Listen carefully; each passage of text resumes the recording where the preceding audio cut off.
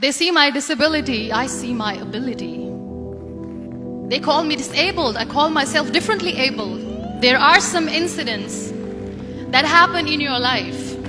Those incidents break you, deform you, but they mold you into the best version of you. And the same thing happened to me. I was 18 years old when I got married. My father wanted me to get married. And all I said was, if that makes you happy, I'll say yes. And of course, it was never a happy marriage. Just about after 2 years of getting married, I met a car accident. Somehow my husband fell asleep and the car fell in the ditch. He managed to jump out, saved himself. I'm happy for him. But I stayed inside the car and I sustained a lot of injuries. The list is a bit long, don't get scared. The wrist was fractured. Shoulder bone and collarbone were fractured. My whole rib cage got fractured. And because of the rib cage injury, lungs and liver were badly injured. I couldn't breathe. I lost urinary bowel control. That's why I have to wear the bag wherever I go. 3 vertebrae of my backbone were completely crushed, and I got paralyzed for the rest of my life. I finally ended up in a hospital where I stayed for 2.5 months. I underwent multiple surgeries. One day, doctor came to me and he said, well, I heard that you wanted to be an artist, but you ended up being a housewife. I have a bad news for you. You won't be able to paint again because your wrist and your arm are so deformed, you won't be able to hold a pen again. Next day, doctor came to me and said, your spine injury is so bad, you won't be able to walk again. Because of your spine injury and the fixation that you have in your back, you won't be able to give birth to a child again. That day, I was devastated. I asked my mother, why me? And that is where I started to question my existence. Why am I even alive? And that is where I realized that the words have the power to heal the soul. My mother said to me, this too shall pass. God has a greater plan for you.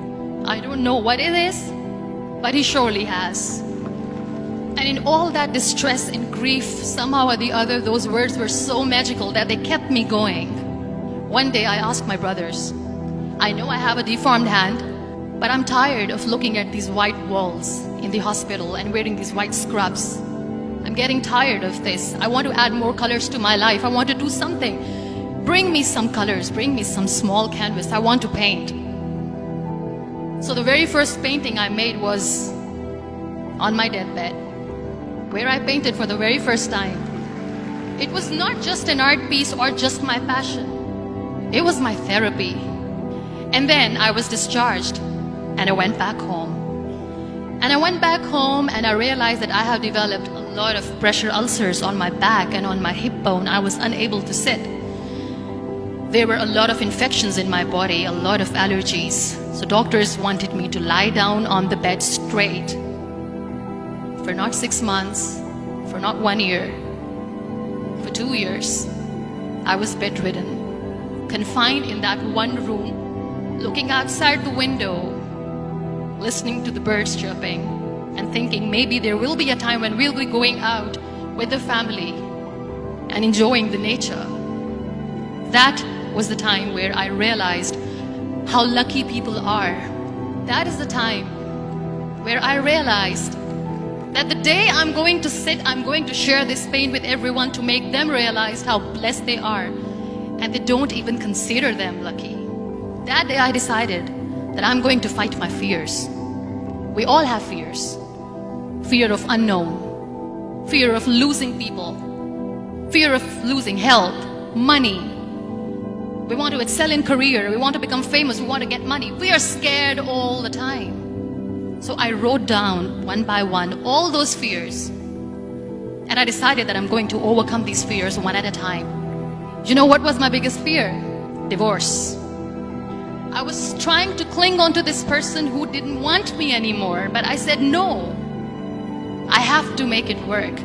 But the day I decided that this is nothing but my fear, I liberated myself by setting him free.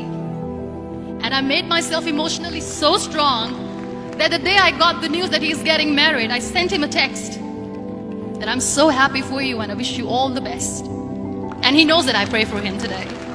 Number 2 was, I won't be able to be a mother again. And that was quite devastating for me. But then I realized there are so many children in the world, all they want is acceptance. So there is no point of crying, just go and adopt one. And that's what I did.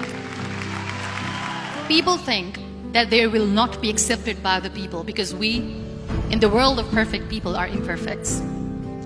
So I decided that instead of starting an NGO for disability awareness, which I know will not help anyone, I started to appear more in public. I started to paint. I decided that I'm going to join the national TV of Pakistan as an anchor person. And I've been doing a lot of shows for the last 3 years. I became the National Goodwill Ambassador for UN Women Pakistan, and now I speak for the rights of women, children. We talk about inclusion, diversity, gender equality, which is a must. Every time I go in public, I always smile. It's always a big toothy smile on my face, and people ask me, don't you get tired of smiling all the time? What's the secret? I always say one thing, that I have stopped worrying about the things that I have lost, the people that I have lost.